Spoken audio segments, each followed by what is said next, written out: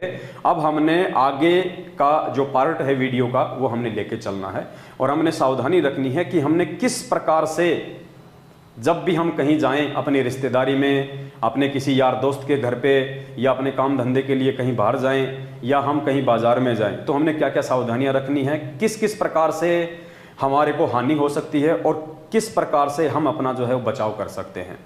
तो आगे आप जी थोड़ा ध्यान से सुनिए परमात्मा जी का ये दूसरा विशेष सत्संग, जिसमें गुरुजी हमें संकेत कर रहे हैं अपने सत्संग के माध्यम से। ये बहुत ही प्यारा सत्संग है, 7-8 मिनट का सत्संग है, थोड़ा ध्यान से सुनिए, क्योंकि पुण्यात्माओं हमने गुरुदेव के इसार जेल से बाहर आने से पहले पहले अपने आप को स्वच्छ करना है, अपने आप को भक्ति क्रियाओं से परिपूर्ण करना है, अपने आप को एक भगत की श्रेणी में लेके आना है, तभी हम इस परमेश्वर को प्यारे लगेंगे, तभी सही अर्थ में हम एक भगत की श्रेणी में माने जाएंगे। और कोई तरीका नहीं है दूसरा। पुण्यात्माओं, या तो आज समय रहते भाई बहन ज्ञान को आधार बना के और साध संगतियों से जुड़ के अपनी मर्यादाओं को ठीक कर लेंगे, भक्ति मार्ग को सुचारू कर लेंगे, अन्यथा पुण्यात्माओं कल को जबरदस्ती आना पड़ेगा, रो रो के आना पड़ेगा। दूसरा, धरती पे कोई भी रास्ता परमात्मा ने नहीं छोड़ा है सिवाय साध संगति के।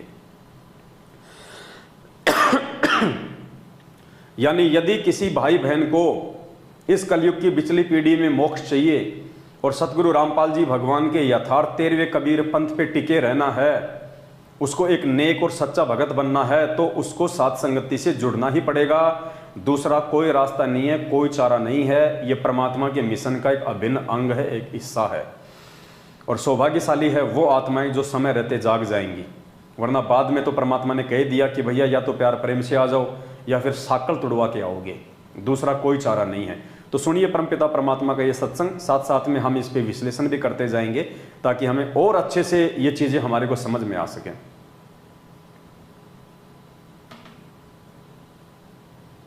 ब्राह्मण बनिया अक्षत्रिय शूद्र ये चारों कुल ऊंचा। देखो वाणी में कितना अंतर है पुण्यात्मा। ब्राह्मण बनिया अक्षत्रिय शूद्र, वैसे कहो चाहे बनिया कहो, ये चारों कुल ऊंचा। अभी नकलिया नदनियों का रखा शूद्र वर्ण तो जो है ना ये नीचा कुल है, शूद्र नहीं। अपने अपने कर्म को जो निष्ठा से कर रहा है, सभी का कार्य करने योग्य है, कर्तव्य कर्म है और कोई ऊंचा नीचा नहीं। जिसका जो कर्म है वो सही कर रहा है अपने निभाकर, कहती ये चारों कुल ऊंचा। और न्युग्रे द्वार न जावे योगी जो सत सोजत इंद्री सूचा। कि अगर ठीक सत साधना करने वाला हो और परमात्मा का नाम ले रखा हो, पूर्ण परमात्मा की भक्ति करता हो, इन चारों कुलों में किसी भी कुल में किसी भी वर्ण में उत्पन्न हो और ये साधना कर रहा हो और ये साधना ना कर रहा हो, उस निगुरे के घर नहीं जावे। इन चारों वर्णों में जो सत साधना करता है तो उसके आहार आप कर सकते हो, ऐसा लिखा है। अपनात्मा ये चिंतित ना होना कि तुम भाई हमने तो रिश्तेदारी में जाना पड़ता है और वहां भी फिर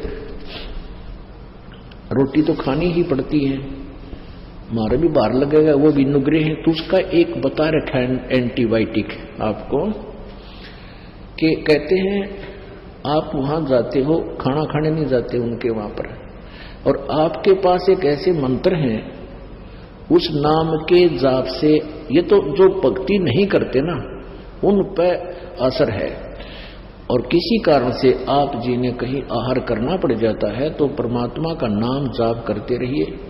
और अन्नदेव की आरती है छोटी सी, उसको आप कीजिए, आपको हानि होगी नहीं आपको, और जिसका अपना आहार किया उसको पुण्य हो जाएगा।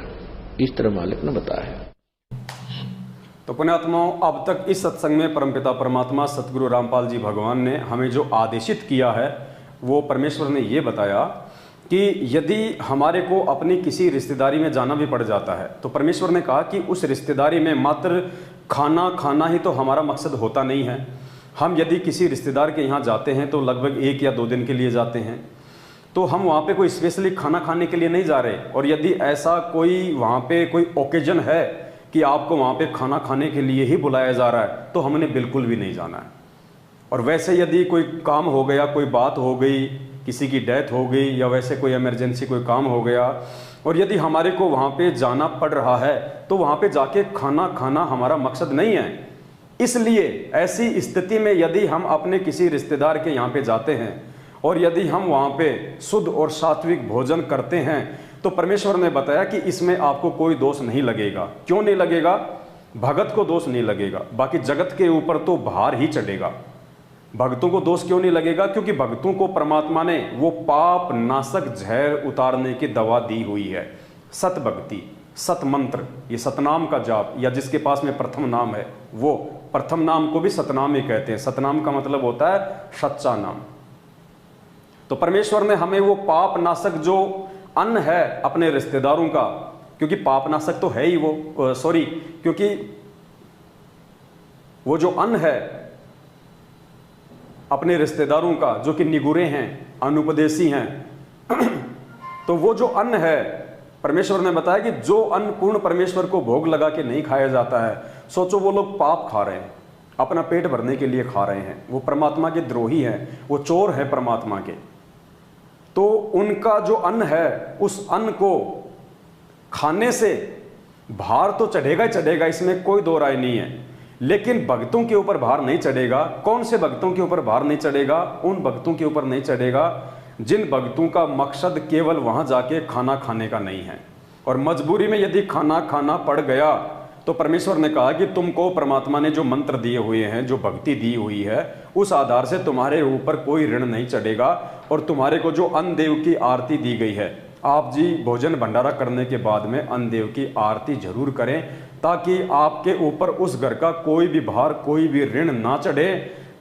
उल्टा आपके द्वारा वहां पे भोजन करने के चलते आपके जो रिश्तेदार हैं, उनको भी परमात्मा की उस अन्न आरती के कर देने से लाभ मिलेगा। उनके भी भक्ति वाले संस्कार थोड़े बहुत जो है वो जरूर बनेंगे। लेकिन ये हमारा एक रूटीन नहीं हो जाना चाहिए।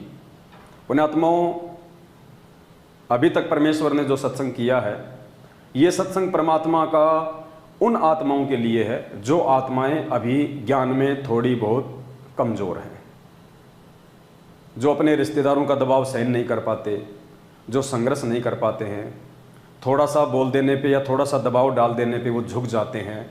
तो ऐसी आत्माओं के लिए परमात्मा ने कहा है कि यदि आपको जाना भी पड़ जाए तो आप जी चिंतित ना होना, आप परमात्मा की भक्ति निरंतर अपने करते रहना। वहाँ आप जब भी 1-2 दिन रहो, परमात्मा के समय पे अपनी आरती करते रहना, अपने मंत्र करते रहना, परमात्मा का सत्संग सुनते रहना। और भोजन करने के बाद में जितनी बार भी भोजन करो, उससे पहले अन्नदेव की छोटी आरती और बाद में अन्नदेव की बड़ी आरती आपने अवश्य करनी है, ताकि आपके ऊपर भार नहीं रहेगा। और जिन आत्माओं को ये मार्ग समझ में आ चुका है, परमात्मा का ये गूढ़ ज्ञान समझ में आ चुका है कि अनुपदेशी और निगुरे व्यक्ति के घर का भोजन 3 लोक का भार चढ़ाता है, बचा नहीं जा सकता इससे। देखो पुण्यात्माओं, 2 व्यक्ति हैं, पूज्य गुरुदेव जी ने बताया कि 2 व्यक्ति हैं, और दोनों व्यक्ति जो है किसी कारखाने में काम करते हैं, और दोनों की जो ड्रेस है वो गंदी हो जाती है। तो ड्रेस तो दोनों की गंदी हुई, इसमें कोई दो राय नहीं है। एक व्यक्ति के पास में साबुन है और एक व्यक्ति के पास में साबुन नहीं है। अब जिसके पास साबुन नहीं है वो अपने ड्रेस को साफ नहीं कर सकता, उसके कपड़े तो गंदे ही रहेंगे। और जिसके पास में साबुन है तो शाम को आके वो अपने ड्रेस को धो लेगा। धो लेने से उसकी जो ड्रेस है वो थोड़ी बहुत साफ सुथरी हो जाती है, लेकिन साबुन तो खर्च हुआ ना। ठीक इसी प्रकार हम भगत हैं, और यदि हम किसी निगुरे व्यक्ति का, हम किसी अनुपदेशी रिश्तेदार के यहाँ पे जाके उसका जलपान खाते हैं, या फिर हम उसके यहाँ पे भोजन भंडारा करते हैं, तो पुण्यात्मा वो भार तो चढ़ेगा ही चढ़ेगा, इसमें तो कोई दो राय नहीं है। लेकिन परमात्मा ने फिर हमारे को जो भक्ति दी है, जो सतनाम रूपी जो साबुन दिया है, वो फिर हमारे को घसना पड़ेगा। यानी हमारी भक्ति का वहाँ पे नुकसान होगा, वहां पे हमारी भक्ति जाएगी, क्योंकि वो पाप कर्म, वो 3 लोक का भार उस अनुपदेशी के यहाँ पे भोजन करने का वो कैसे हल्का होगा, किस चीज से हल्का होगा? परमात्मा ने क्या बताया कि तुम्हें जो मंत्र दिया गया है, तुम्हें जो भक्ति दी गई है, उससे तुम्हारे ऊपर ऋण नहीं चढ़ेगा। ऋण क्यों नहीं चढ़ेगा? इसलिए क्योंकि हमारी भक्ति उन अनुपदेशों के पास जाएगी। कपड़ा धोने के लिए साबुन का यूज करेंगे तो साबुन तो अपना घिस रहा है, तो ये सतनाम रूपी साबन या प्रथम नाम रूपी साबन या वो भक्ति हमारी जो हमने अर्जित की है मर्यादा में रह के, तो पुण्यात्मा वहां पे उस पाप रूपी अन्न को खाकर हमारे ऊपर जो भार चढ़ा है 3 लोक का, वो हमारी भक्ति से ही परमात्मा धीरे धीरे धीरे धीरे उसको साफ करेगा। इसलिए कोशिश करो, जिन भगत भाई बहनों को मार्ग समझ में आ चुका है वो कोशिश करें कि प्यार प्रेम से अपने रिश्तेदारों को इस मार्ग पे लेके आएं। उन्हें समझाने का प्रयास करें कि किस प्रकार से हम एक दूसरे के मार्फत ऋण के माध्यम से हम यहीं पे काल भगवान के जाल में रह जाते हैं। एक लेवा एक देवा दूतम, कोई किसी का पिता नहीं पुतम, ऋण संबंध जुड़ा सब नाता, अंत समय सब बारा बाटा। एक दूसरे से लेन देन और इसी प्रकार के जो ऋण संबंध हमारे जो काल ने जन्म जन्मांतरों से फंसा रखे हैं, उन्हीं के चलते हम एक दूसरे के रिश्तेदार बने हुए हैं। और परमात्मा हमारे को इन्हीं ऋणों से मुक्त करवाने के लिए आते हैं। और ऋण मुक्त करवाने के 2 ही कारण हैं। सबसे पहला तो परमात्मा की भक्ति जो हम नियमित करें, मर्यादा में रख के करें। दूसरा, परमात्मा ने ये फालतू के जो रीति रिवाज हैं, जो ये परंपराएं हैं, और जो इस प्रकार से अपनी रिश्तेदारियों में शादी विवाह में जाना, वहाँ पे फालतू में जाके अपना समय बर्बाद करना, उनकी व्यर्थ की क्रियाओं में शामिल होना, तो इससे हमारी भक्ति का जो है सत्यानाश होता है। तो ये 2 ही कारण हैं। पहला तो हम वहाँ पे जाना ही हम लोग ये बंद कर दें। देखो, जब हम रिश्तेदारों को हमारी आवश्यकता नहीं है तो हमें भी उनकी आवश्यकता नहीं होनी चाहिए। अब हम राम भरोसे हो जाने चाहिए। हमारा असली रिश्तेदार तमेव माता च पिता तमेव तमेव बंधु च सखा तमेव। हमारा असली रिश्तेदार हमारा सतगुरु है। हमारे असली रिश्तेदार हमारे भगत भाई बहन हैं, जिनके पास में उठने बैठने से, जिनके घर पे खाने पीने से हमारे ऊपर कोई भार नहीं चढ़ता, कोई ऋण नहीं चढ़ता। उल्टा हम परमेश्वर की हम ज्ञान चर्चा करेंगे तो हमारे को फायदा मिलेगा। परमात्मा कहते हैं सत्संग की आदि घड़ी और तब के वर्ष 1000, तो भी बराबर है नहीं कहे कबीर विचार। तो अपने भगत भाई बहन के घर पे जाएंगे, मालिक की चर्चा करेंगे, क्योंकि उनकी भी सेम क्रिया, हमारी भी सेम क्रिया। वो भी परमेश्वर के बच्चे, हम भी परमेश्वर के बच्चे। उनके घर में भी नेक नीति वाला अन्न भोजन भंडारा, हमारे घर में भी नेक नीति वाला। तो परमात्मा कहते हैं कबीरा जहां जाइए रह संतन की प्रीत, इष्ट मिले और मन मिले, मिले सकल सब रस रीत। तो अगर ऐसे किसी गुरु बहन भाई के घर पे जाएंगे तब तो हमारे पोबारा 25 हैं, हमारी 5 उंगली जो है वो घी में रहेंगी। और यदि हम किसी निगुरे व्यक्ति के, अपने अनुपदेशी रिश्तेदार के यहाँ पे जाएंगे तो ना तो उनका हमारा भगवान मेल खाता, ना उनकी और हमारी भक्ति क्रियाएं मेल खाती। वो पता नहीं अपनी बात करेंगे जो हमें अच्छे नहीं लगेंगे, हम यदि भक्ति की बात करेंगे तो उनको अच्छी नहीं लगेंगी, हमारे और उनके विचार भी मेल नहीं खाएंगे। तो पुण्यात्मा, ऐसी जगह पे भगत को जाने से बचना चाहिए परमेश्वर के ज्ञान आधार से। कोशिश करो उन रिश्तेदारों को समझाने की, यदि वो नहीं समझते हैं, जब आप उनको उनके आत्म कल्याण के लिए, उनके भले के लिए आप कोई बात बता रहे हो, समझा रहे हो, और वो आपके उस भले की बात को स्वीकार नहीं कर रहे हैं, आपकी बात को नहीं मान रहे हैं, आत्म कल्याण के मार्ग पे नहीं आ रहे हैं, तो भाई फिर हम उनकी बातों को क्यों माने, हम उनके दबाव में फिर क्यों चले। अरे हमारे को तो परमात्मा मिल गए, सतगुरु मिल गया, मालिक ने इतना ज्ञान दे दिया, संघर्ष करने की प्रेरणा दे दी, और वो लोग काल प्रेरित होके यदि हमारी बात नहीं मान रहे हैं तो हम सतगुरु के भगत होके उनकी नाजायज बात हम क्यों माने। और पुण्यात्माओं, आप एक रिश्तेदार के यहाँ पे हिम्मत करके आप उसको मना कर दो कि भाई साहब देखो, मैंने नाम दीक्षा ले ली है और मेरे पूज्य गुरुदेव जी के कुछ इस प्रकार के नियम हैं, मैं उनकी मर्यादाओं को नहीं तोड़ सकता, और बाकी मेरा आपसे कोई नाराजगी नहीं है, आप भी हमारे गुरुदेव की शरण में आ जाओ। दास आपको पुस्तक भेज देता है, आपको व्हाट्सएप पे आपको सत्संग भेज देता है, आप कहोगे तो आपके घर पे मेमोरी कार्ड भिजवा देते हैं। आप उनका ज्ञान सुनिए धीरे धीरे और आप भी इस मार्ग पे आओ, फिर आपको भी सच्चाई का मालूम पड़ेगा। उसके बाद भी यदि वो आपकी बात नहीं मानता है तो पुण्यात्माओं, आपने भी उनकी बात नहीं माननी है। हमने परमात्मा प्रसन्न करना है, हमने रिश्तेदारों को खुश नहीं करना। वो रिश्तेदार जो आज किसी बात को लेकर नाराज हो चुके हैं, वो 6 महीने बाद में फिर दांतरे निकालते हुए, दांत निकालते हुए वापस आके आपसे मिल जाएंगे।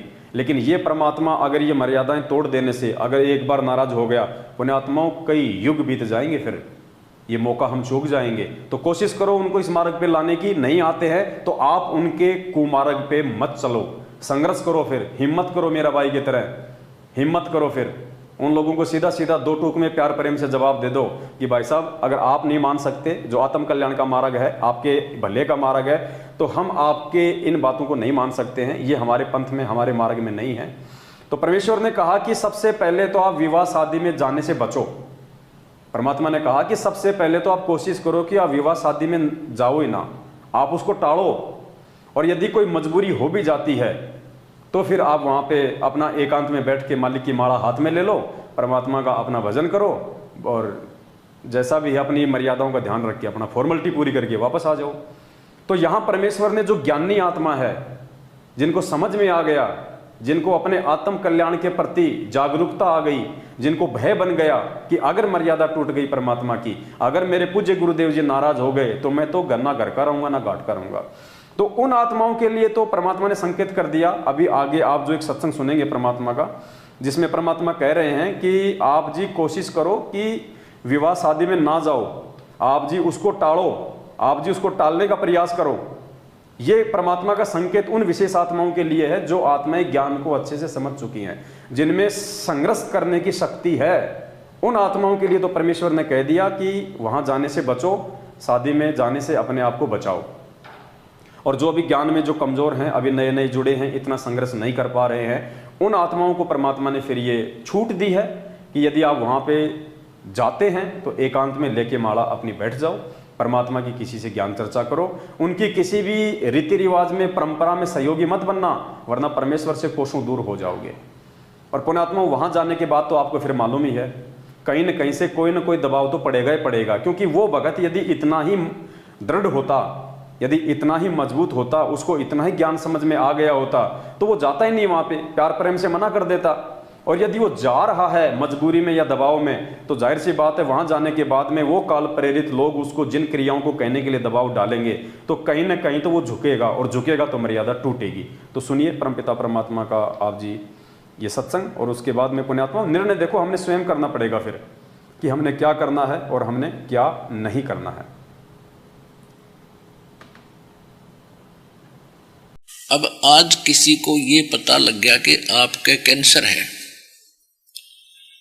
और उसके घर में से ब्याह हो छोरे का, लड़के का, और उसको कोई नो के आजा डांस कर ले, नो के तू जा मेरा अपना काम करे, हो रहा डांस, मेरी तो शातान नौरी है, अब करके दिखाओ डांस, बजाओ डीजे, सुनो गाने।